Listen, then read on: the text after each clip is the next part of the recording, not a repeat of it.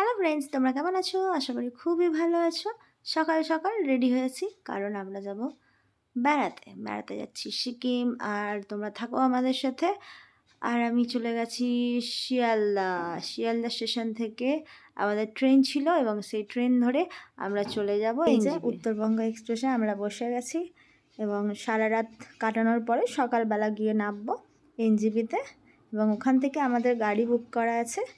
তো গাড়িতে করে আমরা যাব গ্যাংটক প্রথমে।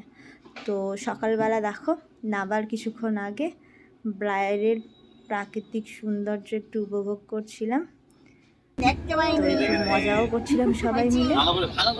ভিডিওর মধ্যে দেখতে পাবে সবাই একটু হাসাহাসি। তো ওটা ক্যাপচার করে দাও। ওখানটায় পৌঁছানোর পরে মনে হলো এখনকার ট্রেন্ডিং ভিডিওটা বানানো হয়নি, তো সেই ভিডিওটা বানাচ্ছিলাম। তো সবাই একটু মজা করছিলাম, কারণ আমাদের গাড়ি আসতে একটু লেট হচ্ছিল সেজন্য। তো তারপর ওখান থেকে নানান ধরনের ভিডিও বানিয়ে আমরা এনজিপিতে চুপচাপ দাঁড়িয়ে, তারপর গাড়ি আসতে আমরা গাড়িতে উঠে বেরিয়ে পড়ি। এবং তিস্তা নদী বয়ে চলেছে।